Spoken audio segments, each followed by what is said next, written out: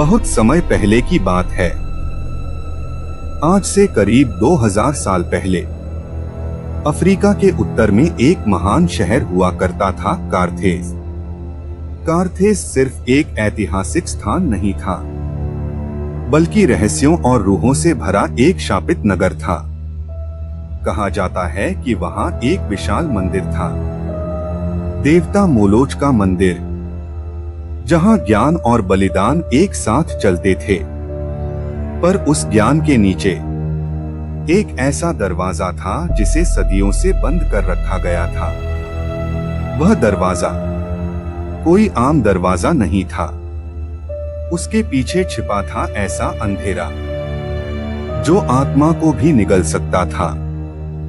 सदियों बाद आधुनिक युग में डॉक्टर साइमन हंट नामक एक प्रसिद्ध पुरातत्वविद ने उस स्थान को खोज निकाला। उसे पुरानी किताबों में उस दरवाजे का जिक्र मिला था, जहां लिखा था, इसे मत खोलो, यहां मृत्यु भी सांसें रोक लेती है। लेकिन साइमन एक वैज्ञानिक था। वह भूत प्रेत या आत्माओं पर विश्वास नहीं करता था। उसने निर्णय लिया कि वह दरवाजा खोलेगा। वह अकेले ही कारथेस की वीरान जमीन पर पहुंचा। रात का समय था। चारों ओर अजीब सी खामोशी थी। पेड़ों के पत्ते भी जैसे सहमे हुए थे। साइमन ने अपना कैमरा चालू किया और धीरे से उस लोहे के दरवाजे को छुआ। ठंडी हवा का झोंका, फिर एक बहुत धीमी सी करार। दरवाजा खुला नहीं था, पर उसके पास की जमीन थोड़ी सी कांप उठी। रात के 2 बज चुके थे। तभी दरवाजे से एक बच्ची की फुसफुसाहट आई, मुझे मुक्त करो, मुझे बहुत दर्द हो रहा है। साइमन चौंक गया। वह पीछे हटा। उसने चारों ओर देखा, कोई नहीं। अचानक उसके सामने एक आग में झुलसी हुई परछाई उभरी। एक बच्चा, जिसकी आंखें कोयले जैसी जल रही थीं, जिसका चेहरा मोम की तरह पिघला हुआ था। वह कुछ कहना चाह रहा था। उसके होंठ हिल रहे थे, पर आवाज नहीं निकल रही थी। साइमन भयभीत हो उठा। उसने जितना भागना चाहा, उसके पैर उतने ही जमीन में धंसते गए। फिर वो परछाई पीछे हटने लगी। दरवाजे के सामने पहुंचकर उसने उंगली से जमीन पर एक चिन्ह बना दिया और फिर वह दरवाजे के भीतर कपड़े की तरह लहराकर गायब हो गया। सुबह होते ही साइमन ने उस चिन्ह को देखा। वह एक उल्टा त्रिकोण था, जिसके बीच में एक आंख बनी थी। उसने फैसला किया, अब और नहीं। उसे इस दरवाजे की सच्चाई जाननी थी। वह शहर के स्थानीय अधिकारियों से मिला, उन्हें अपनी कहानी सुनाई। पहले तो वे हंस दिए, फिर जब साइमन ने उन्हें रात की रिकॉर्डिंग दिखाई, तो सब सन्न रह गए। एक टीम को लेकर वे दोपहर में उस जगह पहुंचे जहां चिन्ह बना था। वहां खुदाई शुरू हुई। कुछ ही देर में उन्हें जमीन के नीचे एक शव मिला, शरीर जंजीरों से बंधा हुआ। एक बच्चा, जिसके मुंह में कपड़ा ठूंसा हुआ था और शरीर आधा जला हुआ। साइमन की रूह कांप उठी। धार्मिक विधियों से उस आत्मा का अंतिम संस्कार किया गया और तब से लेकर आज तक उस दरवाजे से कोई आवाज नहीं आई। पर कुछ स्थानीय लोग अब भी कहते हैं, अगर किसी रात आप वहां अकेले जाएं, तो वो बच्चा फिर से कहता है, मुझे मुक्त करो।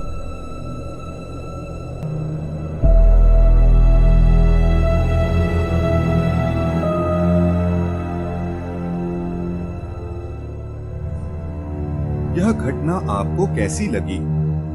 अगर आपको यह कहानी पसंद आई हो तो कृपया हमारे चैनल को सब्सक्राइब करें और हमारा साथ दें। आप सभी का समर्थन ही हमें ऐसी नई नई कहानियां लाने की ताकत देता है। चलिए अब चलते हैं हमारी अगली कहानी की ओर।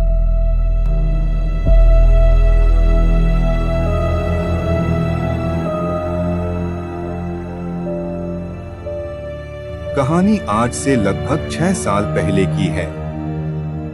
मैं तब कॉलेज में था, ढाका के एक नामी कॉलेज में पढ़ता था। हमारे 5 दोस्त थे, मैं, रईहान, सलमान, रब्बी और निलोर। हम सब बहुत करीबी थे।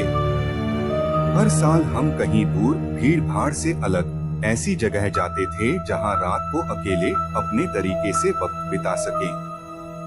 इस बार हमने तय किया कि हम जाएंगे मयमनसिंह के धौबावड़ा इलाके में, जो बॉर्डर के पास है। वहाँ एक पुराना बंगला है, ब्रिटिश जमाने का, जिसे लोग कालीबाड़ी बंगला कहते हैं। सुना था जगह बहुत वीरान है, रात में कोई नहीं रहता। गांव के लोग तक उस तरफ जाने से कतराते हैं। लेकिन हमें ऐसी ही जगहों की तलाश होती है।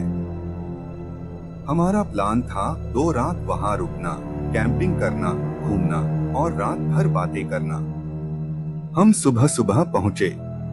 चारों तरफ सन्नाटा, पेड़ पौधे, झाड़ झंखाड़ और बीच में वो बंगला टूटा फूटा, दीवारों से सीलन टपक रही थी, खिड़कियों से अजीब बदबू आ रही थी। लेकिन हमने उसे थोड़ा साफ किया और रहने लायक बना लिया। पहला दिन मस्ती में बीता। शाम को ठंडी हवा चल रही थी। आधा चांद आसमान में था और झाड़ियों से कुछ अनजानी आवाजें आ रही थीं। सब कुछ एकदम फिल्म जैसा लग रहा था। लेकिन ठीक रात के 12:40 बजे कुछ ऐसा हुआ जो अब तक हमारे होश उड़ाए हुए है। छत से किसी के चलने की आवाज आई, जैसे किसी ने भारी जूते पहने हो और लकड़ी की छत पर धीरे धीरे चल रहा हो। हमने सोचा कोई जानवर होगा, लेकिन जूतों की आवाज। हम सबने छत पर जाकर देखा, कोई नहीं था। नीचे लौटे तो फिर वही आवाज। इस बार ऐसा लगा जैसे 4-5 लोग एक साथ चल रहे हों। अब डर लगने लगा, क्योंकि बंगले का दरवाजा अंदर से बंद था। बाहर कोई दिखाई नहीं दे रहा था। रब्बी खिड़की के पास था। वह बोला, भाई उधर देखो, कोई खड़ा है, सफेद कपड़े में। सिर झुकाए हुए हम दौड़े, देखा तो कुछ नहीं, सिर्फ खिड़की के शीशे पर उंगलियों के निशान थे। निलोय ने कहा, मेरी गर्दन भारी लग रही है, जैसे कोई बहुत पास से सांस ले रहा हो। सलमान बोला, सब साथ रहो, बंटे तो मुसीबत बढ़ेगी। हम कमरे के बीच में इकट्ठा हो गए। खिड़कियां बंद कर दी, दरवाजे में कुंडी लगा दी। कमरे में लाइट जल रही थी। हम बातें कर रहे थे, लेकिन किसी का ध्यान नहीं था। मेरी नजर दीवार पर गई। सीलन भरी जगह पर 3 लंबे खरोंच थे, जैसे किसी ने नाखून से खींचा हो। रईहान बोला, ये पहले नहीं था ना? मैंने टॉर्च से देखा, वो खून था, ताजा खून। अब तो दिल जोर से धड़कने लगा। अचानक सारी लाइट बंद हो गई। पूरा कमरा अंधेरे में डूब गया। हमने मोबाइल की फ्लैशलाइट जलाई, लेकिन रोशनी कम थी। तभी बाहर दरवाजे से किसी बूढ़ी औरत की आवाज आई, बच्चों दरवाजा खोलो, मैं रास्ता भटक गई हूँ, थोड़ा उजाला दिखाओ। आवाज ऐसी थी जैसे किसी की लाश ने कई सालों बाद बोलना शुरू किया हो। हम एक दूसरे को देख रहे थे। किसी की हिम्मत नहीं हो रही थी दरवाजे के पास जाने की। तभी खिड़की पर खरोंचों की आवाज आने लगी, जैसे कोई बालों से या हाथ से कांच को रगड़ रहा हो। अब एक आवाज और पास से आई, मैं किसी को नहीं लूंगी, मैं तो पहले भी ले चुकी हूँ, अब तुम्हारी बारी है। सलमान कुछ दुआ पढ़ने लगा, लेकिन उसके होंठ हिल रहे थे, आवाज नहीं आ रही थी। जैसे किसी ने उसकी आवाज छीन ली हो। उसी वक्त खिड़की से एक सफेद कपड़ा अंदर आया। हवा नहीं थी, लेकिन वो कपड़ा हवा में तैर रहा था। उसके नीचे कमरे के कोने में कोई खड़ा था। चेहरा नहीं दिखा, लेकिन साया साफ था। निलोय जोर से चिल्लाया और एकदम से बेहोश हो गया। उसका शरीर बर्फ जैसा ठंडा हो गया था। रब्बी डर के मारे दरवाजा खोलने भागा। जैसे ही दरवाजा खोला, बाहर से किसी ने जोर से धक्का मारा और दरवाजा फिर से बंद हो गया। वो जमीन पर गिर पड़ा। दरवाजे पर एक हाथ का निशान था, 5 उंगलियां, लेकिन बहुत लंबी, हड्डियों जैसी। अब हम एक एक करके होश खोने लगे। जब मेरी आंख खुली, सुबह हो चुकी थी। निलोय जमीन पर था। सलमान कोने में बैठा कांप रहा था, लेकिन रब्बी नहीं था। पूरा बंगला छान मारा, न अंदर न बाहर कहीं नहीं मिला। गांव वालों की मदद से पुलिस भी बुलाई, लेकिन कोई सुराग नहीं मिला। ठीक 2 महीने बाद रब्बी की लाश मिली। बंगले के पीछे के जंगल में एक पेड़ की डाल से लटकी हुई। उसकी आंखें खुली थीं, चेहरा नीला पड़ा था, लेकिन हल्की सी मुस्कान थी होठों पर। उसकी जेब से एक मुड़ा हुआ कागज मिला, जिस पर लिखा था 12:40 फिर मिलेंगे। उस दिन के बाद हम सब बदल गए। निलो आज भी रात को नहीं सोता। सलमान गुमसुम रहता है। रेहान हमेशा के लिए विदेश चला गया। और मैं आज पहली बार ये कहानी किसी को सुना रहा हूँ। अगर कभी आप भी ऐसी जगह जाएं, जहां अचानक हवा थम जाए, चारों ओर सन्नाटा हो जाए, खिड़की पर खरोंच सुनाई दे और कोई कहे बच्चों दरवाजा खोलो, तो समझ जाइएगा बुलावा आ चुका है। और उस बुलावे को अगर एक बार सुन लिया, तो वापसी का रास्ता हमेशा के लिए बंद हो जाता है। अगर आपको ये घटना पसंद आई हो, तो कमेंट में जरूर बताएं। ऐसी ही और भी डरावनी, रहस्यमयी और सिहरन भर देने वाली कहानियां पाने के लिए चैनल को सब्सक्राइब करें और बेल आइकन दबा दें, ताकि अगली कहानी आपसे छूट न जाए।